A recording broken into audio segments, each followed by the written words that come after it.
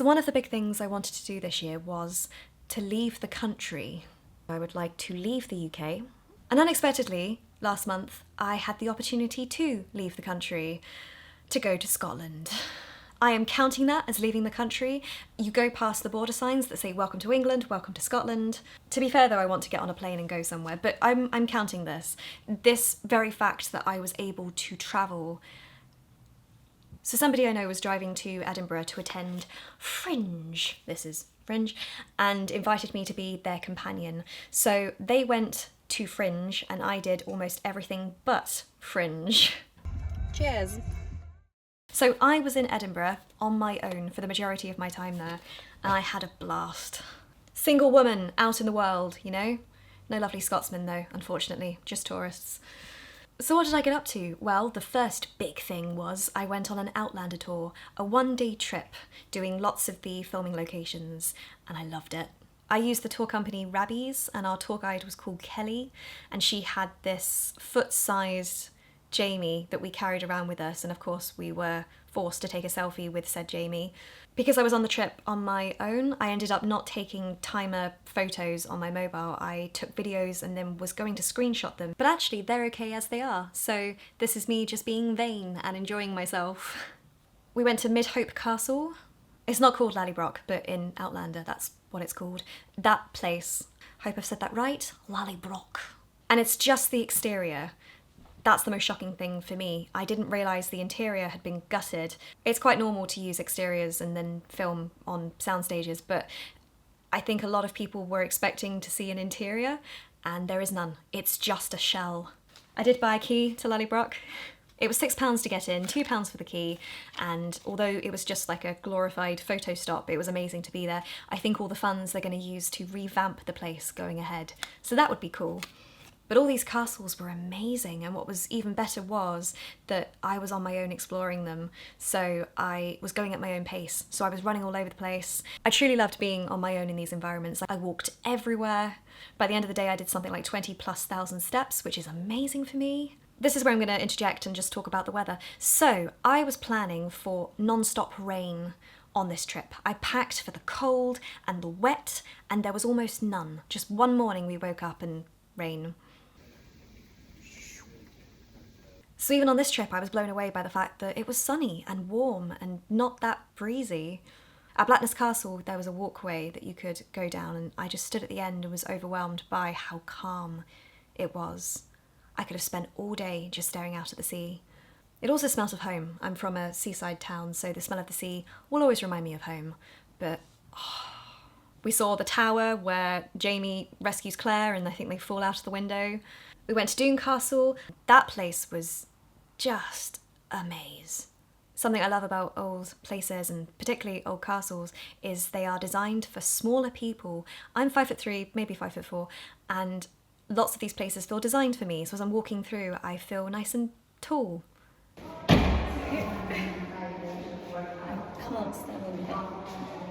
That's not normal for me. I usually feel like I'm looking up at everybody.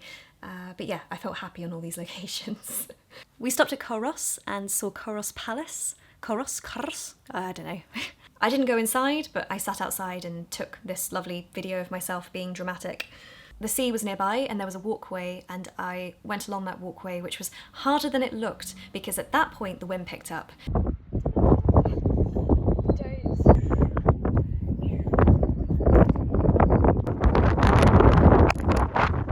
So whilst I look relatively calm here, and yes, I'm limping because I'm in pain, I was in a lot of pain on that day, but I was happy. I'm fighting the wind. The tour wasn't just about Outlander. There were other snippets like Mary of Scots' birthplace, Linlithgow Palace, all these palaces, all these names. It was just nice, and I learned a lot. There were many things that were said on that tour that I didn't know. Or when we were travelling from location to location, you had snippets of info as to Scottish life. Another moment I loved that day was when we drove across a particular bridge to get to Edinburgh. To see it on such a lovely day, to look either side at all these bridges, I don't know, that just meant a lot inside my brain.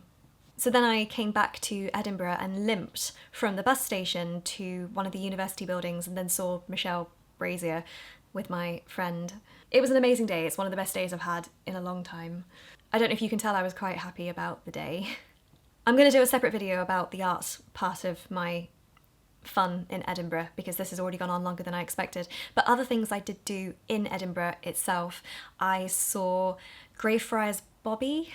The first night we were in Edinburgh, I did a massive walk around the town and just explored everywhere I could because I didn't think I would be well in the morning, but I was well, but that's not the point. Because I was marching and happy and just happy, I walked past the dog statue and didn't realise until the next day or so when we were on a tour bus and went past it. Later in the week I did go and see the statue, and this is me touching their nose. I'm not superstitious in that way. It's not the first time I've touched a statue like that. There was a statue, I think, in Brussels that was similar. Here's me touching that statue. But everyone does it, so I did it. Something really sad, it genuinely made me cry, was I then went into the graveyard nearby and there is a grave for that dog and it was covered in twigs. It's because it's a dog. So instead of laying stones or flowers, everyone laid sticks for the dog. And there was me crying in the cemetery, you know, over a dog that I don't even know, and everybody's kindness or respect, you know. I had some gelato, some ice cream in Alana's. I had dark chocolate and salted caramel. Oh, just, Something else I did on my trip that made me absurdly happy and cry was I went to Holyrood Park. So I wasn't expecting to be well enough or have the time to go there. So an opportunity came up. I was on the tour bus. I had an hour, so I thought I can do this. So I jumped off the bus at Dynamic Earth, the museum, and marched from there right to the top, was there a couple of minutes and then marched straight back down and got back on the bus and went home. Years ago, I couldn't have dreamt of doing that. Like back in 2018, I couldn't really do 4,000 steps without limping. So for me to do that and be well, this is me at the top, feeling overwhelmed and grateful to be there, to be able to do that. And the weather was amazing, as you can see. Wasn't expecting that weather. And it was such a big moment for me. Yeah, this is the moment. And you can't see me because I'm in the sun. I'm crying. Oh. Ta-da! It's one of the best feelings I've had for a long time, standing up there. Can you tell this trip made me happy? It's one of those days I will remember for years to come. I wish my whole life was like that. I could feel like that all the time. That was me in peak happiness. I'm going back to my notes. What else did I do?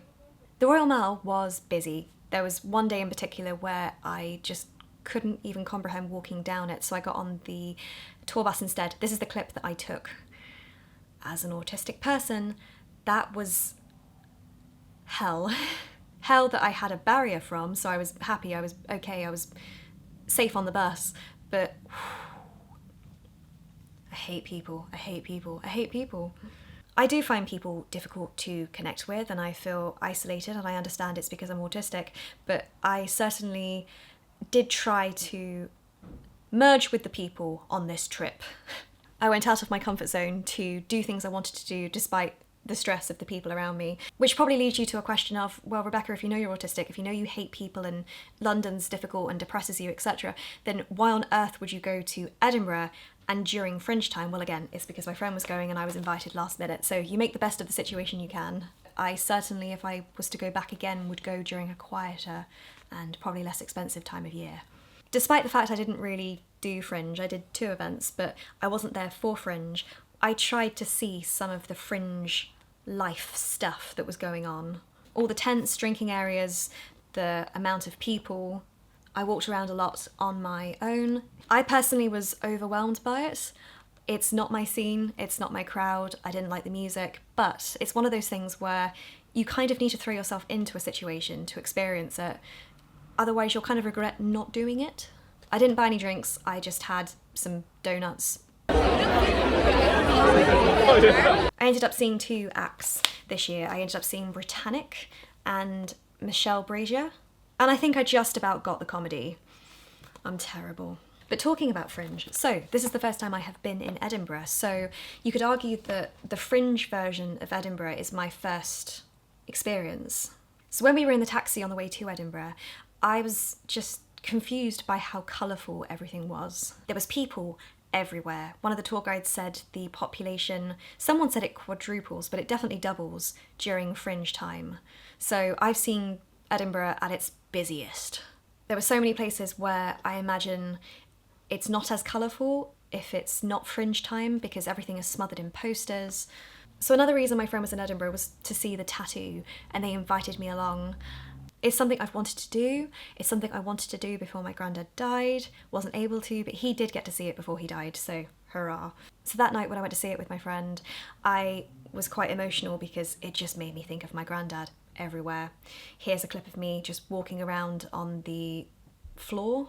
Good evening, good evening, good evening.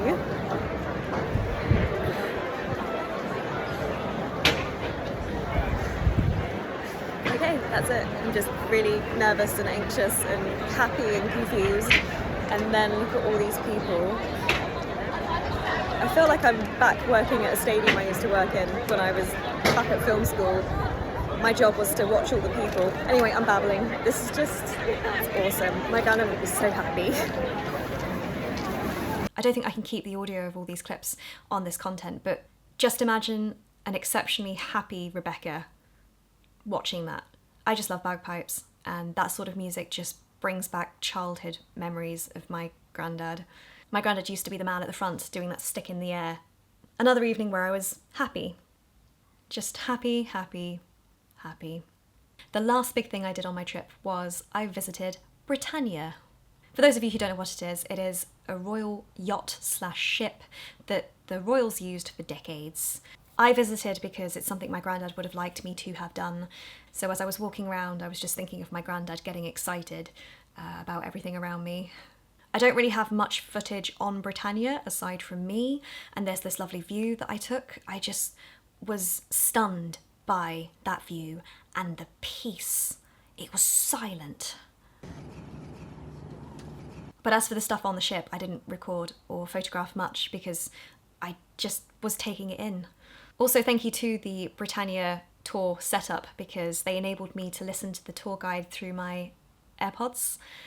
So as an autistic person, that was great. Thank you so much. As a history person, I was also fascinated. I loved the below decks far more than the upper decks, but what did stand out to me was this ship was decommissioned in the 90s. I was born in the 90s, so this ship was still in action when I was born, and it felt dated.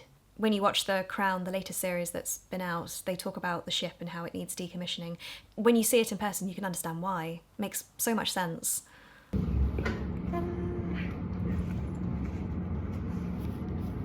Overall, I thoroughly enjoyed this trip and opportunity. I made the most of it. I achieved everything I wanted to. The weather was amazing. I was well. I'm unwell the majority of my life, it feels, but to be well when I'm doing something I want to do and something that makes me happy is even better. I say that, but as soon as I got home, I was unwell and it ruined a trip with my mum that I did immediately afterwards. So I was unwell, but not in Scotland. Maybe Scotland is the cure. The fresh air, the silence, the views. The lack of work, perhaps. I think I've come across very happy in this. This is a happy Rebecca. I'm talking about something that made me happy, that still makes me happy to look back on. And I'm just grateful I got to go. I will go back to Scotland, preferably with a kayak or a paddleboard. I'd like to take a year off and explore Scotland, or move to Scotland. I'd love to move to Skye. I genuinely would love to move up there. I would like to move as far away from people as possible. But yeah, Edinburgh and the areas around it with the tour that I was on, loved it. And with that, I am closing this diary.